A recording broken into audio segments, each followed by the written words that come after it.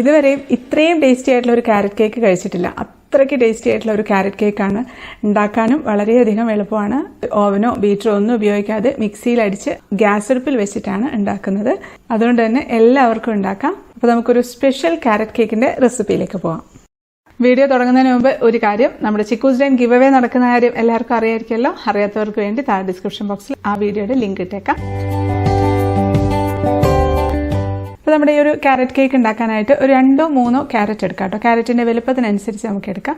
ഇതിൻ്റെ തൊലി ഒന്ന് ചെത്തി കളഞ്ഞിട്ട് നമുക്ക് ജസ്റ്റ് നന്നായിട്ടൊന്ന് ഗ്രേറ്റ് ചെയ്തെടുക്കാം. അപ്പോൾ അത് ഗ്രേറ്റ് ചെയ്തെടുത്തിട്ടുണ്ട്. 250 ml കപ്പിൽ 2 കപ്പ് ഗ്രേറ്റഡ് ക്യാരറ്റ് ആണ് കേട്ടോ എടുത്തിട്ടുള്ളത്. മെഷറിംഗ് കപ്പ് ഇല്ലെങ്കിൽ സാധാരണ നമ്മൾ വീട്ടിൽ ഉപയോഗിക്കുന്ന ഗ്ലാസ് എടുത്തിരുന്നാലും മതി. ഇനി നമുക്ക് ഒരു ചീനച്ചട്ടിയിലേക്ക് 1 കപ്പ് പഞ്ചസാര ചേർത്ത് കൊടുക്കാം. അതൊന്ന് മെൽട്ടായിട്ട് വരട്ടെ.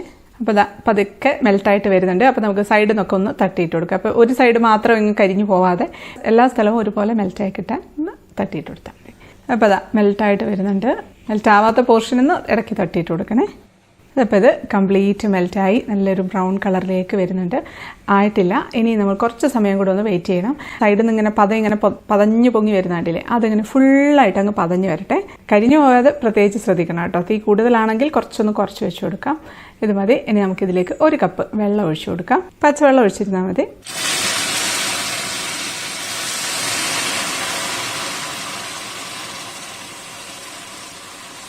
അതൊന്ന് തിളച്ച് വരട്ടെ.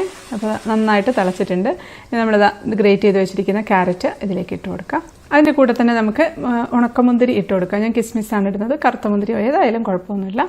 ഞാനിപ്പോൾ ഒരു 1/4 കപ്പും 2 ടേബിൾ സ്പൂണും കൂടെ ഇട്ട് കൊടുക്കുന്നുണ്ട്. ഇനി അതവിടെ ഇരുന്ന് തിളച്ച് ഒന്ന് നന്നായിട്ടൊന്ന് വറ്റി വരട്ടെ. ഇപ്പോൾ ഒന്ന് നന്നായിട്ടൊന്ന് വറ്റി വന്നിട്ടുണ്ട്. കുറച്ച് വെള്ളം കിടപ്പുണ്ട്, അതവിടെ ഇരിക്കട്ടെ. അല്ലെങ്കിൽ ഇത് തണുത്ത് കഴിയുമ്പോഴത്തേക്കും കുറേ കൂടെ തിക്കായിട്ട് കട്ടിയായിപ്പോൾ. ഇത് മതി. ഇത് നന്നായിട്ടൊന്ന് തണുത്ത് വരട്ടെ. ഇനി നമുക്കൊരു അരിപ്പയിലേക്ക് 2 കപ്പ് മൈദ ചേർത്ത് കൊടുക്കാം. 1 കപ്പ് മൈദ കൊണ്ട് ഉണ്ടാക്കുകയാണെങ്കിൽ ബാക്കി എല്ലാ ഇൻഗ്രീഡിയൻസും നേർ പകുതി എടുത്തിരുന്നാൽ മതി. ഇനി നമുക്ക് ഈ മൈദയിൽ നിന്ന് 2 ടേബിൾ സ്പൂൺ മൈദ ഞാനൊന്ന് എടുത്തു മാറ്റുവാണേ. അതിന് പകരമായിട്ട് നമുക്ക് 2 ടേബിൾ സ്പൂൺ കോൺഫ്ലോർ ചേർത്ത് കൊടുക്കാം. കോൺഫ്ലോർ ഇല്ലാന്നുണ്ടെങ്കിൽ ഈ ഒരു പ്രോസസ്സ് ചെയ്യണമെന്നില്ല. ഇനി നമുക്കിതിലേക്ക് ഒരു 2 ടീസ്പൂൺ ബേക്കിംഗ് പൗഡർ ചേർത്ത് കൊടുക്കാം. 1/2 ടീസ്പൂൺ ബേക്കിംഗ് സോഡ, ഒരു 1/4 ടീസ്പൂൺ ഉപ്പ്, അതെല്ലാം കൂടെ ചേർത്ത് നമുക്കൊരു 3 പ്രാവശ്യം അരിച്ചെടുത്ത് മാറ്റി വയ്ക്കാം. ഇനി നമുക്ക് ഒരു മിക്സിയുടെ ജാറിലേക്ക് 1 കപ്പ് പഞ്ചസാര ഇട്ട് കൊടുക്കാം. അതിലേക്ക് ഒരു 6 ഗ്രാമ്പും ഇട്ട് നമുക്ക് നന്നായിട്ടത് പൊടിച്ചെടുക്കാം. പഞ്ചസാര പൊടിക്കുമ്പോൾ മിക്സി ചൂടാവാതെ ശ്രദ്ധിക്കണേ. ഇനി നമുക്ക് നല്ല ഡ്രൈ ആയിട്ടുള്ള ഒരു മിക്സിയുടെ ജാറിലേക്ക് 4 മുട്ട പൊട്ടിച്ചൊഴിച്ചു കൊടുക്കാം. മുട്ട റൂം ടെമ്പറേച്ചറിലുള്ളതായിരിക്കണേ. ഇതിലേക്ക് നമുക്കൊരു 2 ടീസ്പൂൺ വാനില എസൻസ് ചേർത്ത് കൊടുക്കാം. ഇനി നമുക്കിത് നന്നായിട്ടൊന്ന് അടിച്ച് പതപ്പിച്ചെടുക്കാം. ഒരു 30 സെക്കൻഡ് ഹൈ സ്പീഡിലിട്ടങ്ങ് അടിച്ചെടുക്കാം. അപ്പോൾ ഇത് അടിച്ചെടുത്തിട്ടുണ്ട്. ഇനി നമുക്കതിലേക്ക് പൊടിച്ചു വെച്ചിരിക്കുന്ന പഞ്ചസാരയും കൂടെ ചേർത്ത് ഒരു 30 സെക്കൻഡും കൂടെ ഒന്നുകൂടെ നല്ല ഹൈ സ്പീഡിലിട്ടങ്ങ് അടിച്ചെടുക്കാം. അപ്പോൾ അതും അടിച്ചെടുത്തിട്ടുണ്ട്. ഇനി നമുക്കിതിലേക്ക് 1 കപ്പ് സൺഫ്ലവർ ഓയിൽ ഒഴിച്ചു കൊടുക്കാം. സൺഫ്ലവർ ഓയിൽ ഒഴിച്ചതിന് ശേഷം ഒരു 30 സെക്കൻഡ് ലോ സ്പീഡിലിട്ട് അടിച്ചെടുത്തിരുന്നാൽ മതി. ഇനി നമുക്ക് ഈ അടിച്ചെടുത്തത് നമ്മൾ നേരത്തെ തണുക്കാനായിട്ട് മാറ്റി വെച്ച ക്യാരറ്റിൻ്റെ മിക്സില്ലേ, അത് അപ്പോൾ കുറച്ചൊന്ന് തിക്കായിട്ടുണ്ട്. അതിലേക്ക് ഒഴിച്ചു കൊടുക്കാം. നന്നായിട്ട് തണുത്തതിന് ശേഷം മാത്രമേ ഒഴിക്കാവുള്ളൂ. ഇനി അതെല്ലാം കൂടെ നന്നായിട്ടൊന്ന് മിക്സാക്കി കൊടുക്കാം.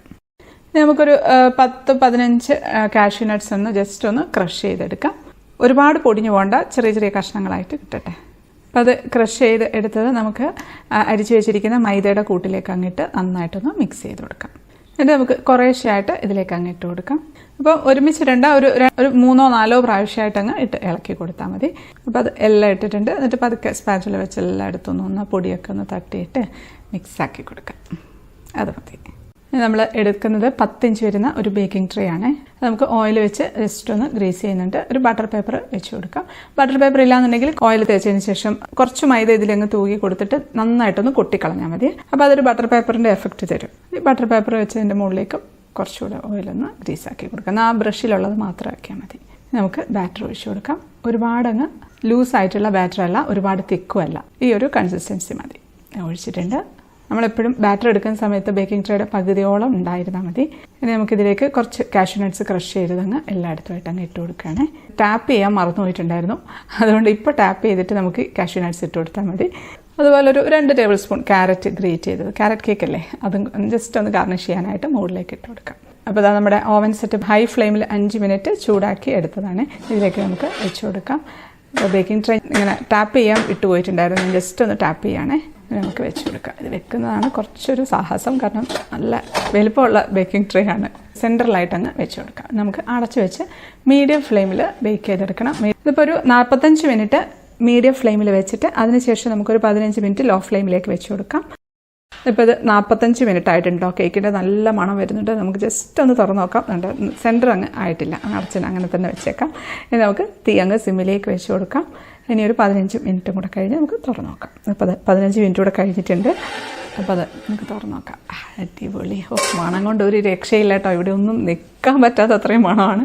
വീട്ടിനകത്തോട്ട് കയറാൻ പറ്റില്ല, അത്രയ്ക്ക് സ്മെല്ലാണ്. ഇത് നമുക്ക് എന്തായാലും ഒരു സ്ക്യൂർ വെച്ച് കുത്തി നോക്കണം. കാരണം നമുക്ക് തീയുടെ ചൂട് നമുക്ക് പറയാൻ പറ്റില്ല.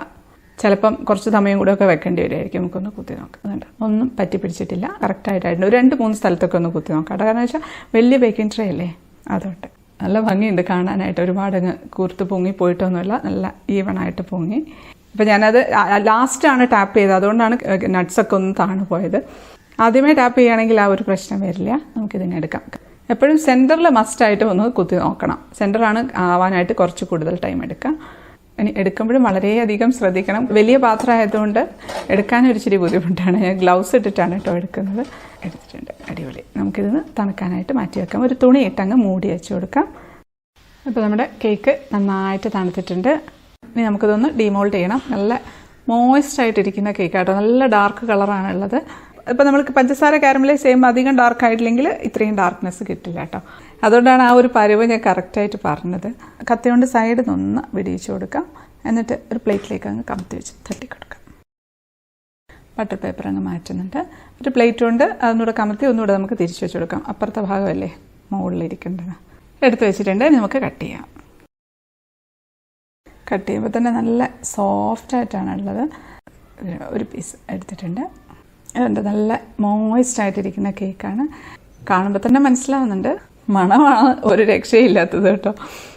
അത് കണ്ടില്ലേ, മുറിക്കുമ്പോൾ മനസ്സിലാവുന്നില്ല എത്ര നല്ല മോയ്സ്റ്റ് ആയിട്ടാണ് ഈ കേക്ക് ഇരിക്കുന്നതെന്ന്. ശരിക്കും ഇത് മുറിക്കുമ്പോൾ തന്നെ നമുക്ക് വായിൽ വെള്ളം വരും, അത്രയും ടെംപ്റ്റിംഗ് ആണ്. കഴിച്ചു നോക്കട്ടെ.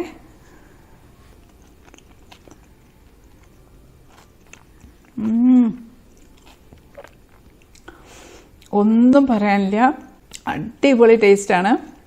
മധുരമൊക്കെ പാകമാണ്. മധുരം അധികമൊന്നുമില്ല, കറക്റ്റ് മധുരമാണ്.